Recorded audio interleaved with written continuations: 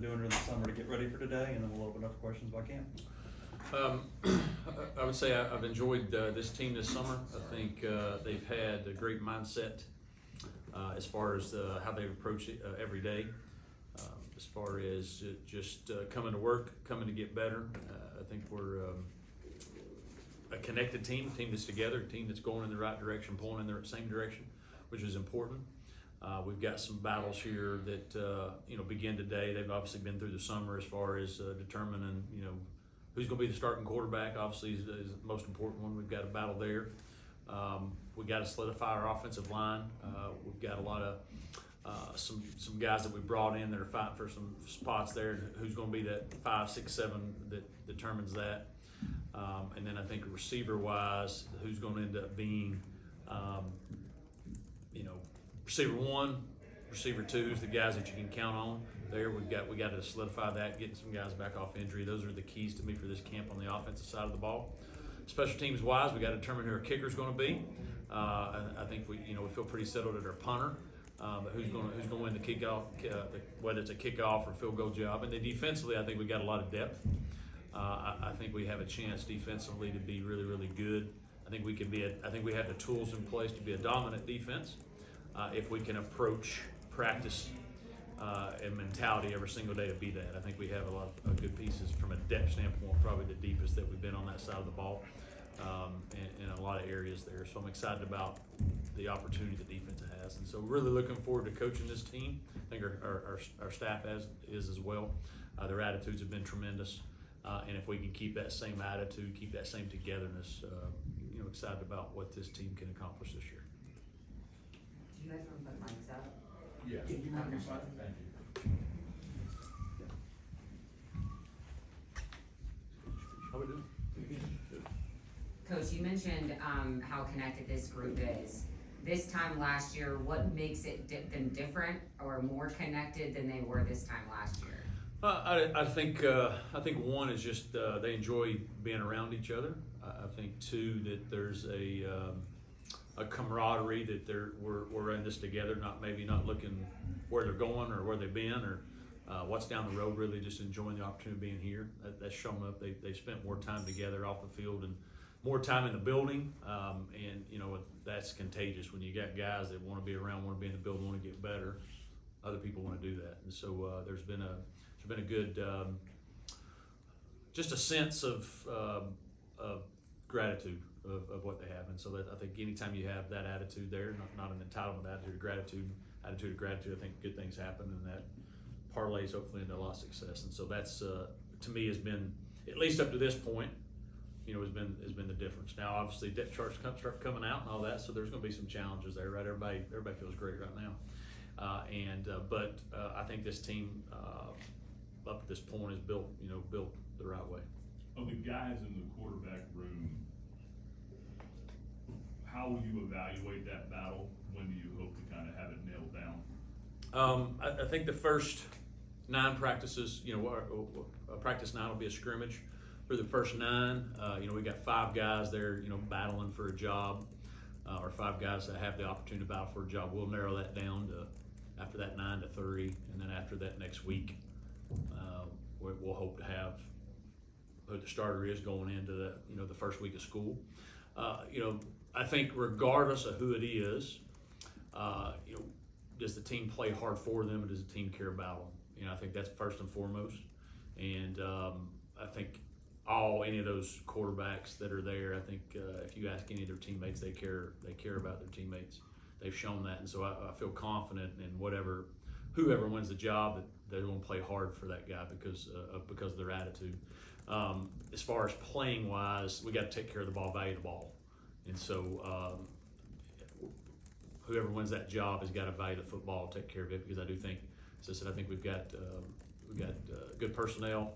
And so we don't want to beat ourselves. And so if we can value the ball, that's who end up winning the job, and value the ball and help put the ball in the end zone. Regardless of which position it is that the guys are battling for, from a coaching staff, you guys take on a certain approach to when you go through an evaluation process, whether it's a certain mindset you go into and think in a certain way when it comes to different position battles on the field.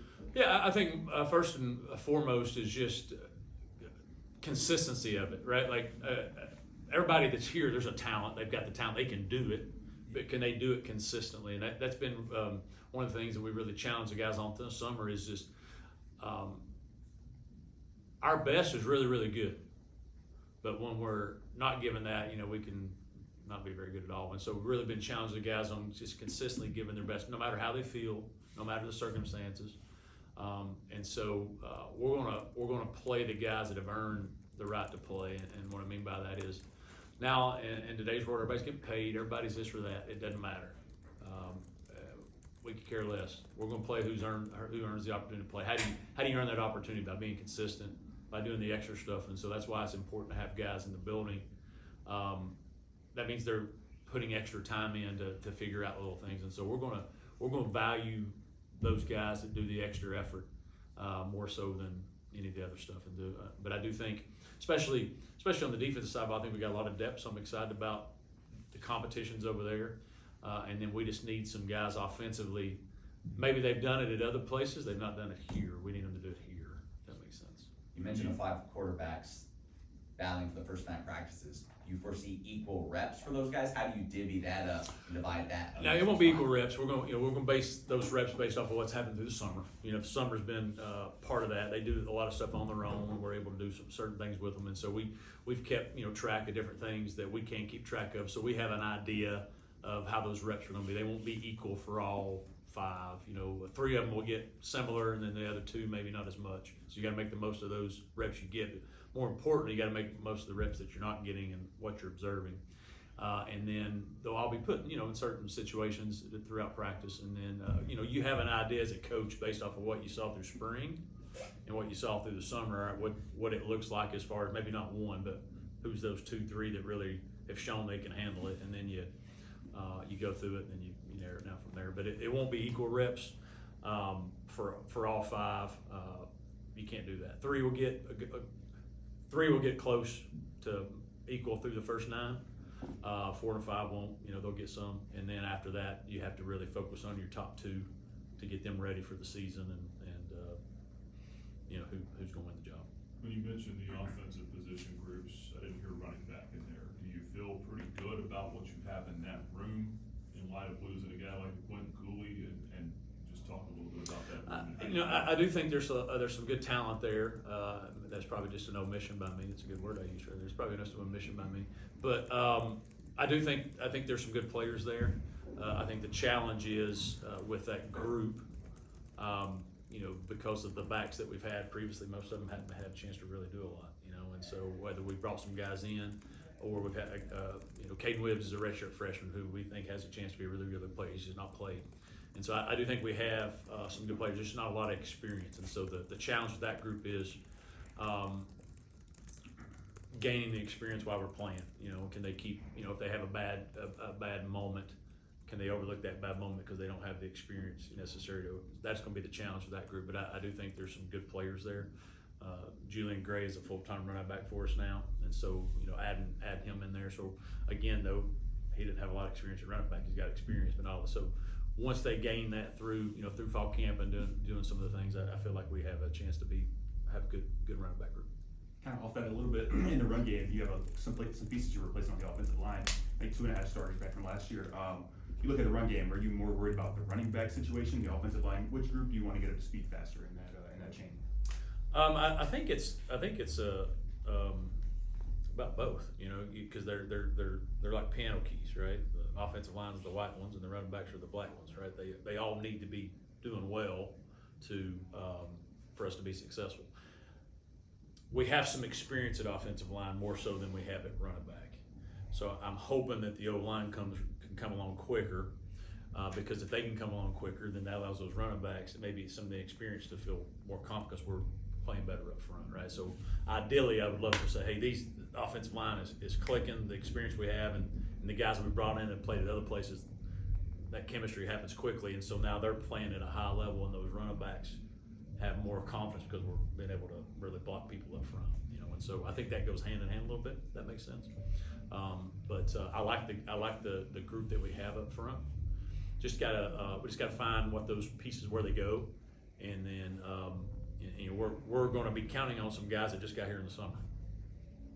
just got here. They're gonna have to play, and they're gonna have to play well. And so, how quickly, now that the pads come on here, how quickly they can do the things that we need them to do to be successful will determine that.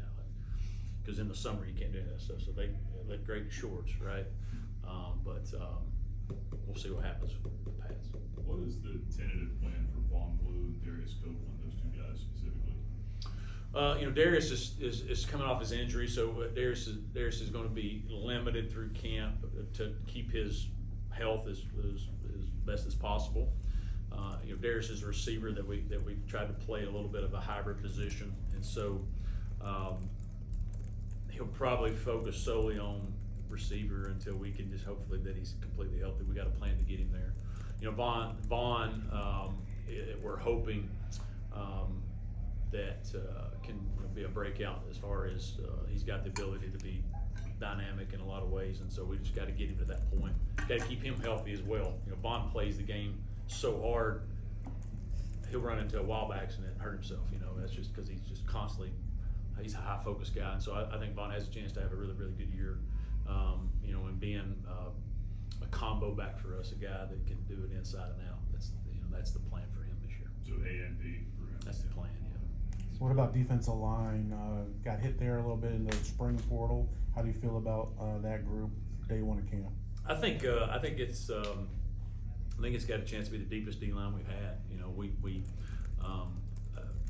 We obviously lost some guys there, but also thought we planned for that. So I think the guys that we brought in are hungry, excited, thankful for the opportunity to have. So I think we're going to be okay there. We got some young freshmen that have a chance to play this year that I could see getting the rotation. But I can see us playing 8 or 9 guys up there. I think they have the opportunity to do that, and so I think it has a chance to be a deep defensive line. But, the whole challenge is staying healthy. Can we stay healthy? If we can, I think we've got enough in positions. Bryce Dixon coming back, who's played a lot of football. Obviously, C.J. Bazile coming back.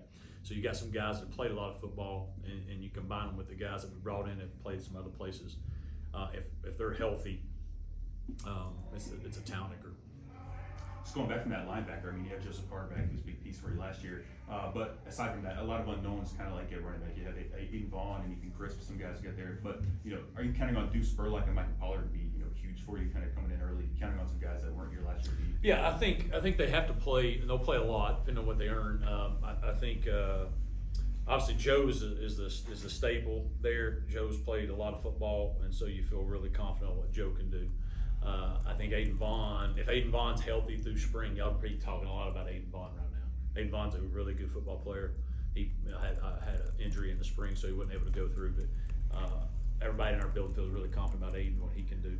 And then you've added in a Spurlock, you've added in a Pollard, and so those guys, flashes in the spring, show stuff through the summer, so can they do it now when it really, really matters? But they all have the qualities to do that. And then Darrell Farrar, who's somebody we brought in as well, who's been outstanding since he got here. He got here in the summer, and he's been in this building more than I have. And so he's here constantly trying to get better. And so he's somebody that y'all are gonna go, where's this guy come from? So feel really good about him. So I think, and we got some young guys that redshirted that have an opportunity. So I think our linebacker crew is gonna be pretty good. I'm confident they'll play pretty well. A couple years into this chaotic transfer portal and NIL situation, is there something you're doing differently going into this camp this season that you kind of learned, or something specific that you're doing with this group, or that? I think you're learning. I think you're learning every year. Last year is probably the most I learned on not what to do in a long time. Things that.